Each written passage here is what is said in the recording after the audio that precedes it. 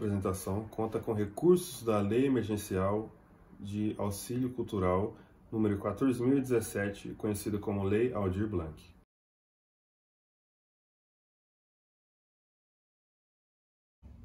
Olá!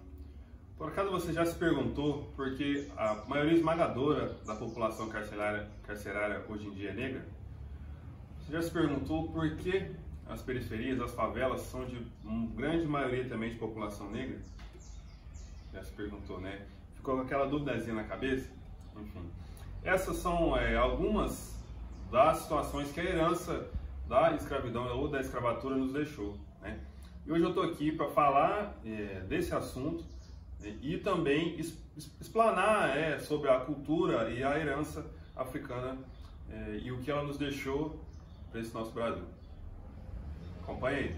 Bom dia, boa tarde ou boa noite. Meu nome é João Neto, sou empreendedor cultural daqui de Varginha, professor de capoeira, praticante de capoeira e amante da cultura africana, exclusivamente cultura afro-brasileira. Essa é uma apresentação contemplada pela Lei Aldir Blanc, 14.017. Seu nome é Escravidão, a linha do tempo, escravidão, capoeira e movimento. A relação africana com o Brasil se deu da pior maneira possível, com a vinda dos negros africanos para o Brasil para a exploração da sua mão de obra, a troco do mínimo para sua sobrevivência, para que pudessem trabalhar e, enfim. Essa foi a época da escravidão ou escravatura, na época do Brasil colonial. Os africanos foram de suma importância para a economia do país na época. Trabalhavam nas mais diversas atividades, principalmente na agricultura, nas lavouras e nos canaviais, na produção de açúcar, que era uma atividade altamente lucrativa na época. A escravidão foi marcada principalmente pela violência, dos senhores para com os negros. Muitos trabalhavam até 20 horas por dia. As 4,8 milhões, estima-se também que 670 mil ficaram pelo caminho. Morreram durante a viagem e nem chegaram em solo brasileiro. Seguindo a nossa linha do tempo, agora a gente vai para o ano de 1835, quando aconteceu a Revolta dos Malês, que foi uma rebelião de escravos, de maioria muçulmana, que aconteceu na Bahia, em Salvador, na capital da Bahia, no ano de 1835, como eu já falei, possivelmente, vários registros relatam, que foi na noite do dia 24 para o dia 25 de janeiro. Os malês eram negros de origem islâmica, a maioria vinda do sudeste da Nigéria, era uma região de predominância islâmica totalmente, e eles não eram de acordo com a situação que era um punho em punho a eles quanto à religião, adorar outros santos, enfim, isso os deixava extremamente desapontados. O termo malê tem origem iorubá, que é um dialeto africano, que vem de imalês, ou seja, islamizado em iorubá, que é esse dialeto africano. O principal fator que desencadeou essa revolta foi o fator religioso, porque, como eu já citei, a maioria era de origem islâmica, e eles não eram de acordo com a situação religiosa que era imposta a eles aqui. Os portugueses de maioria católica. Essa revolta foi marcada pelo mês sagrado do Ramadã, que é o mês em que os muçulmanos jejuam. Os muçulmanos jejuam, eles fazem um jejum de refeição, um jejum sexual. E o dia da revolta foi no domingo, dia 25 de janeiro, que era para os cristãos baianos o dia de Nossa Senhora da Guia. Estavam a maioria reunida numa igreja, e por isso eles acharam que seria mais fácil essa revolta, porque eles estavam todos reunidos em um só lugar. Já em 1850, falamos da Lei Eusébio de Queiroz, que leva o nome do ministro da Justiça da época. Essa lei foi decretada no mês de setembro, durante o reinado de Dom Pedro II. Essa lei decretou a proibição definitiva do tráfico negreiro no Brasil. Ela proibia, de qualquer forma, o tráfico negreiro no Brasil. Essa foi a segunda lei do tipo no Brasil, já que a primeira foi em 1831. E as pressões da Inglaterra tiveram um forte impacto sobre a promulgação dessa lei. Foi essa pressão que fez com que essa lei fosse de fato aplicada com o Estado agindo duramente na repressão do tráfico negreiro, né? Como sempre. Basicamente, a lei afirmava que navios brasileiros ou estrangeiros, né, em águas brasileiras, tivessem escravos a bordo ou indícios que havia tido escravos, como mercadoria de tráfico, né, seriam considerados traficantes de escravos e apreendidos pelas autoridades brasileiras. Ainda no século XIX, no ano de 71, falamos agora da Lei do Ventre Livre, né? A medida veio também por pressão estrangeira, né, pelo fim do tráfico de escravos, que desde a proclamação da independência do Brasil, né, os ingleses exigiam que o governo tomasse medidas para acabar, né, com o tráfico, consequentemente com a escravidão, né, era a meta. A lei permitia que crianças negras nascidas de mulheres escravizadas, a partir da data da promulgação da lei, essas crianças não poderiam ser escravizadas. Muito bonito, né?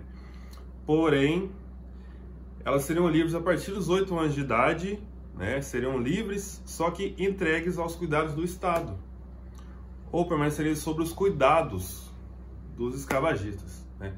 Ou seja, mais uma lei apenas para postergar a escravidão, né? Eles queriam, de certa forma, ceder à pressão dos ingleses que eles teriam, porém não queriam perder a mão de obra escravizada, né? Nunca, jamais.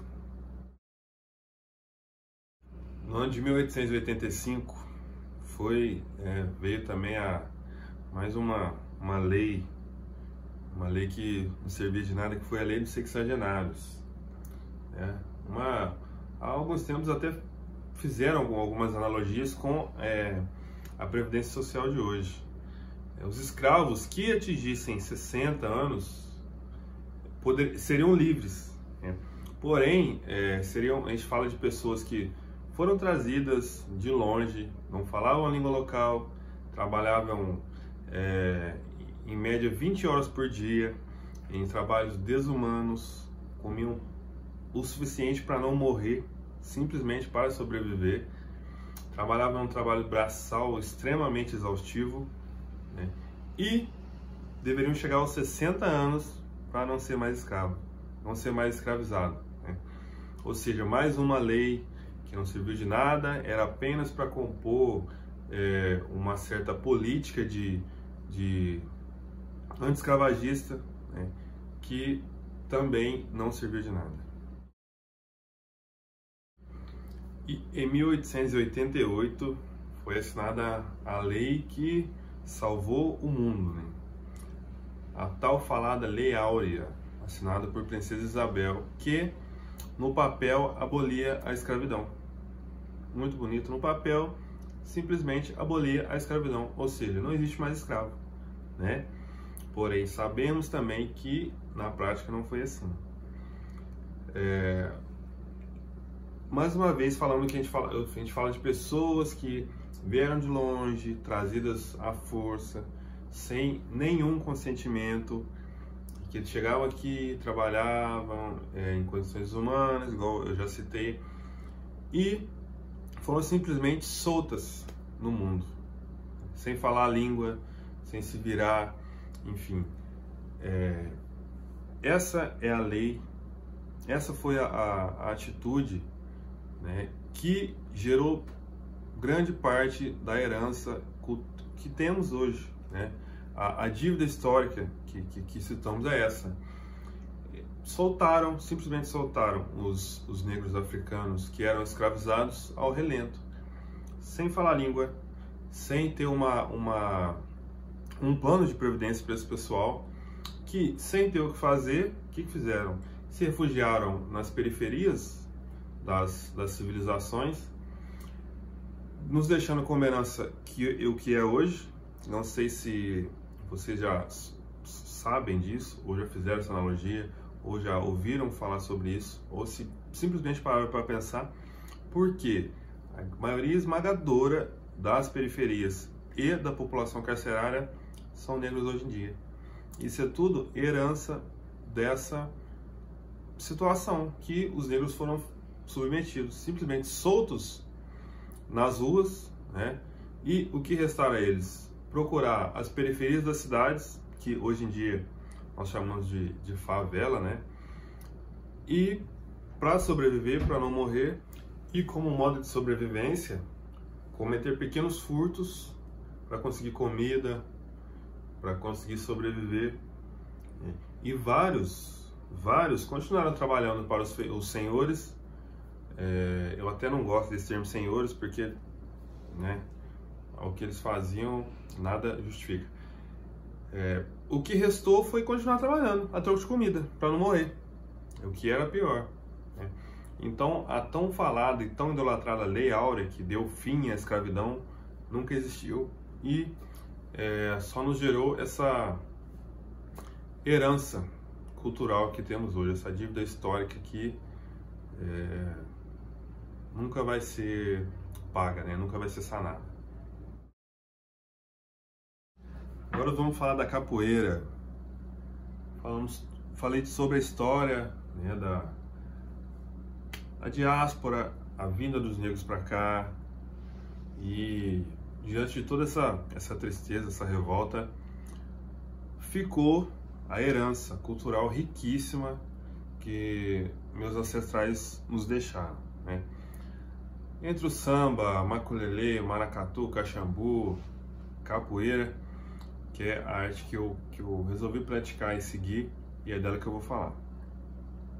Sempre houve uma dúvida sobre a origem da capoeira. A capoeira é a seguinte: nós capoeiristas costumamos dizer o seguinte: a capoeira engravidou na África e nasceu no Brasil. Ela tem origens africanas, porém ela foi criada no Brasil por filhos de negros escravizados, né? É muito difícil saber a real data e origem, porque a capoeira, a sua história, ela é muito verbalizada, não existem registros. Quando a gente quer saber de alguma coisa, a gente tem que procurar um mestre antigo, né, que vai falar do que o mestre antigo dele nos falou para ele, e assim a gente tem essa informação, ou né, ou descobre o que a gente só nessa dúvida nossa, enfim. Sempre também fica a dúvida do que é a capoeira. Algumas pessoas perguntam se é dança, se é luta. O que é a capoeira? Costumamos também dizer que a capoeira é uma expressão cultural. A capoeira é muito rica para ser compreendida apenas em um adjetivo, né? Ou em uma ação qualquer. A capoeira é uma expressão cultural. Expressão essa que engloba luta, arte, história, canto. Ela é muito rica para simplesmente ser resumida em um nome. A capoeira, temos a dança, a gente tem a parte do maculelê. Na luta temos os jogos que são mais voltados especificamente para a luta, que tem os golpes traumatizantes, desequilibrantes. E a arte da história, da cultura, que é extremamente rica, que faz bastante referência com tudo que eu falei, né, antes de entrar na parte da capoeira. Portanto, a capoeira é uma expressão cultural que engloba luta, arte, dança, folclore e principalmente a história. Embora a gente conheça a capoeira como é hoje, houve uma época em que a capoeira era marginalizada, ou seja, constava no Código Penal brasileiro que quem praticasse capoeira simplesmente poderia ser preso, né?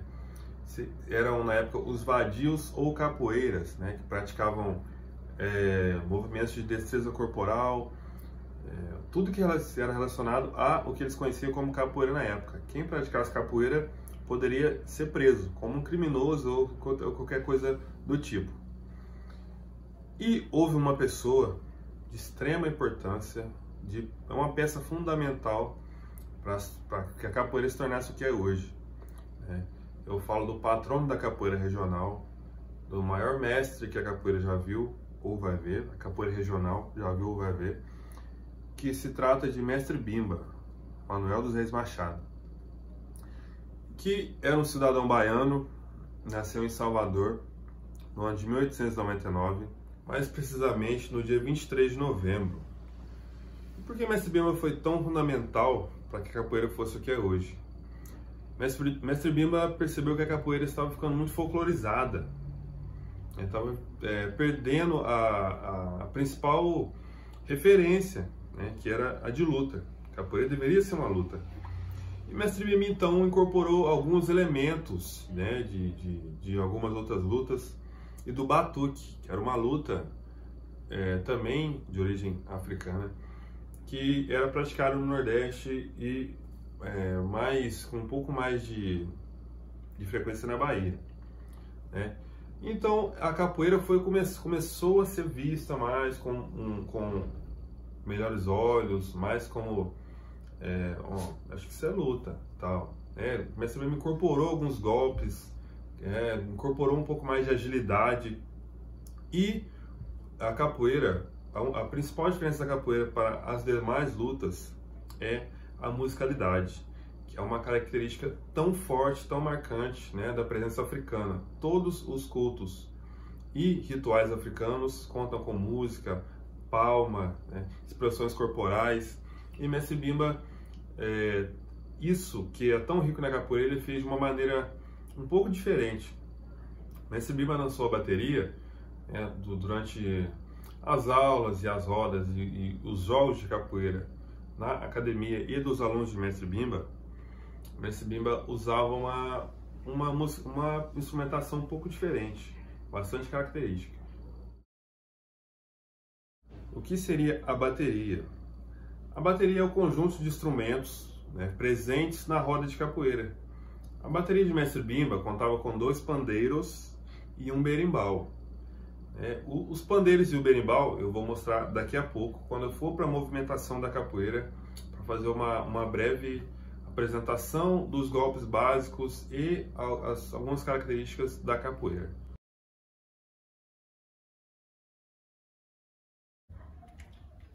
Então, agora eu vou mostrar o que eu tinha falado, que é a respeito da instrumentação da capoeira. Hoje em dia, na roda de capoeira, são usados 3 berimbaus com características e sons distintos. Na nossa escola, a escola a qual eu pertenço, a gente usa 2 pandeiros e um atabaque e um agogô. Essa é a bateria completa, toda a instrumentação que a gente usa hoje numa roda de capoeira. Porém, como eu citava Mestre Bimba, falei de Mestre Bimba, a bateria de Mestre Bimba usava 2 pandeiros tocando simultaneamente e um berimbau médio. E o que as pessoas, os leigos, né, acham é que o toque do berimbau tem sempre tudo a mesma coisa. Ouve um berimbau, acha a capoeira, roda o pé, enfim. Mas não. E cada toque tem seu jeito de jogar, de movimentar, enfim, a gente tem que obedecer o que o berimbau está mandando na hora do jogo, tá? Então eu vou demonstrar os principais aqui, né? E em seguida eu vou mostrar como que é o jogo de cada toque, tá bom? O pandeiro tocava assim, ó, eram 2.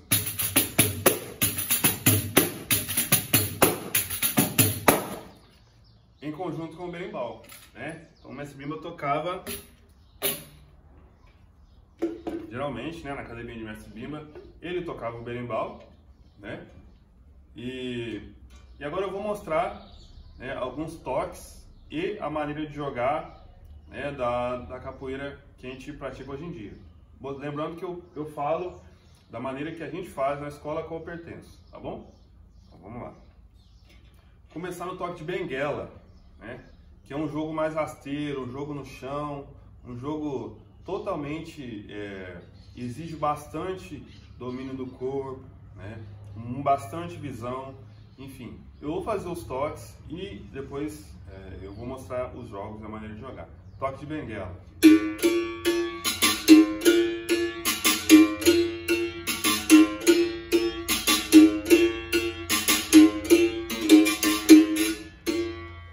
Agora eu vou pro toque de São Bento Grande da Regional, que já é a parte da luta, né, de fato. É aquele jogo que geralmente nas apresentações que chama mais a atenção do pessoal, que é onde tem os golpes mais rápidos, né? Aquela sensação de vai pegar, que a gente sempre ouve, mas graças a Deus Na maioria das vezes não acontece, tá? Que é o jogo de São Bento Grande da regional.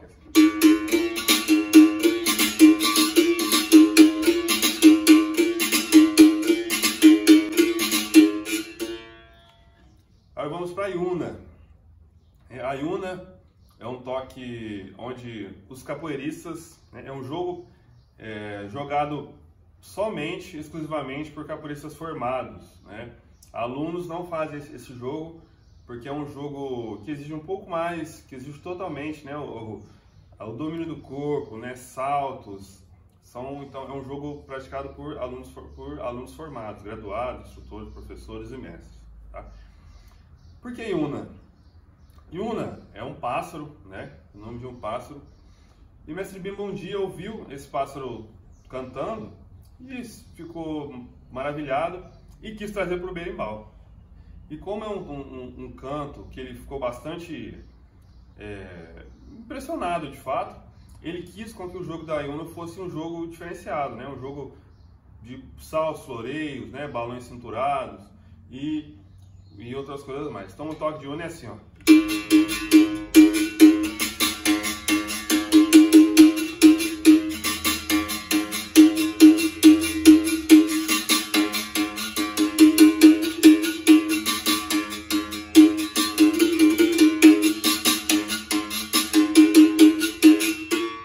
Essa é a Iuna. E tem também o toque de Santa Maria, né? O toque de Santa Maria, ele era usado até hoje, né, por capoeiristas em áreas turísticas, né, e exibicionismo. É um jogo onde os dois capoeiristas jogam, né, e disputando um prêmio que fica no meio da roda. Esse prêmio só pode ser pego com a boca. Então é um jogo onde tinha bastante em regiões portuárias, onde tinham turistas que gostavam de ver as exibições de capoeiristas, e põe um dinheirinho no meio da roda para os capoeiristas fazerem esse jogo de Santa Maria e pegar o dinheiro com a boca, né? Então, o toque de Santa Maria, ele era usado para isso, e é assim.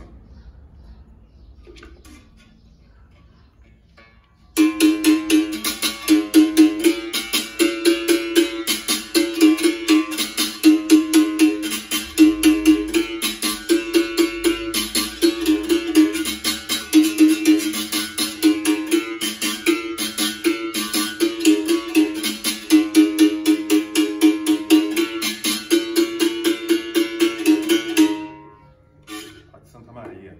Então esses são os 4 principais toques, né, que a gente pratica, vê com mais frequência na capoeira regional. E agora eu vou demonstrar a semelhança ou diferença entre os toques e o jeito de jogar de cada toque do berimbau, tá bom? Vamos lá!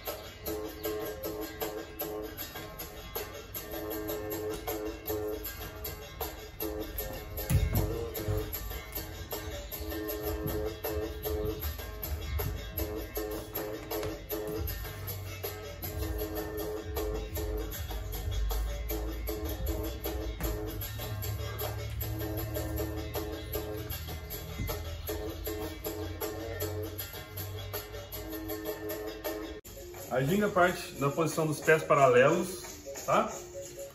E aí eu vou fazer a troca dos pés na retaguarda, tá?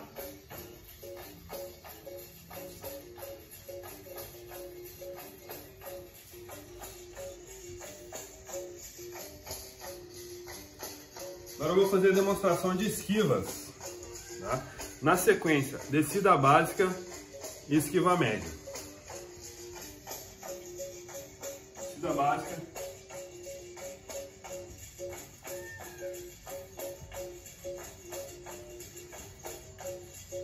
Esquiva média.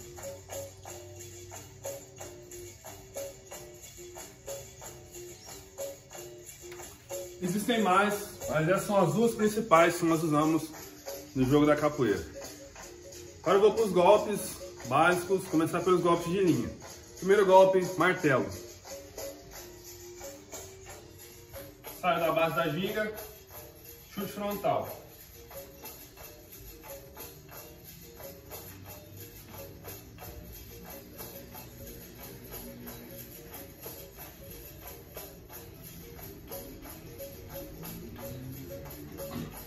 Segundo golpe também de linha, vamos para a bênção agora.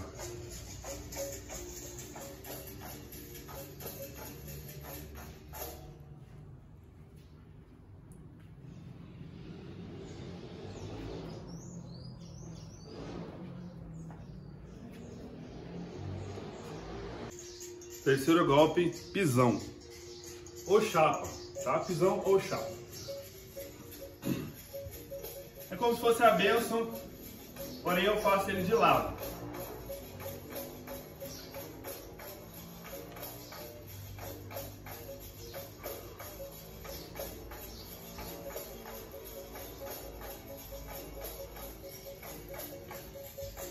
Vamos fazer o gancho agora, tá? É como se fosse um martelo, porém eu ataco com as costas do pé, com o calcanhar.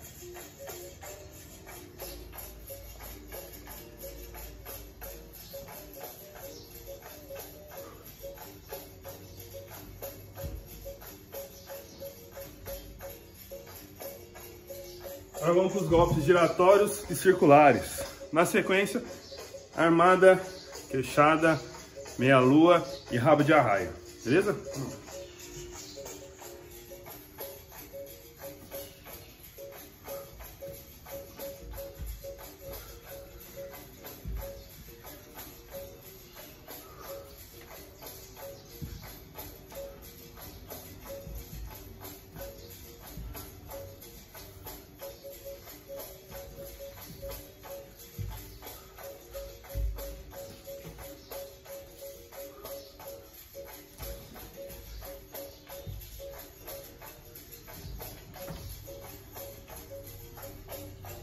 Essa foi uma pequena demonstração, né, dos golpes e movimentos, esquivas, da ginga, tudo que é aplicado no jogo da capoeira e na arte em si.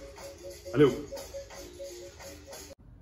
Bom, e para finalizar, gostaria de agradecer a todos vocês por ter acompanhado, quem assistiu até aqui. Agradecer à Fundação Cultural de Varginha. E eu queria falar algumas palavras, né, para quem tem interesse ou para quem já viu ou gostou da capoeira. A capoeira é uma arte extremamente rica, é muito expressiva, né? É uma arte genuinamente nossa, é a principal difusora da língua brasileira no mundo, é o que a gente tem de maior identidade, né?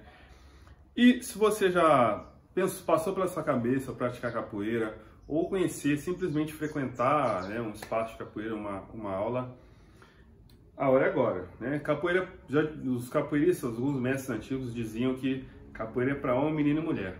Não tem pessoa, não tem gordinho, não tem magrinho, não tem mulher, não tem homem, não tem criança. Aqui a gente costuma admitir crianças de 1 a 105 anos, só essa idade, a gente compreende só essa idade. Tá? Então, capoeira para todos, nunca se diminua, nunca acha, eu sou velho, eu sou gordo, eu sou isso, eu sou aquilo. Não tem isso não, tá? Capoeira para todos, e todos nós sabemos isso e disso, tá? O que depende da pessoa é simplesmente se empenhar e respeitar os limites do seu corpo, que cada pessoa é de um jeito, isso a gente tem total consciência. Enfim, fica aqui meu convite, né, para que vocês despertem um pouco mais esse interesse na cultura afro-brasileira, que é o que de fato fez o nosso país ser o que é hoje, construiu o nosso país, né, e todo esse tempo de exploração escravizada foi ruim, foi horrível, é a principal dívida, é o crime da humanidade. Porém, de tudo isso, nos restou essa herança, tudo isso de bom que os africanos nos deixaram, nossos ancestrais, meus antepassados nos deixaram. Então, vem conhecer a capoeira, vem praticar capoeira, tenho certeza que vocês vão se surpreender. Joia? Fica aqui meu abraço, o meu muito obrigado e até a próxima.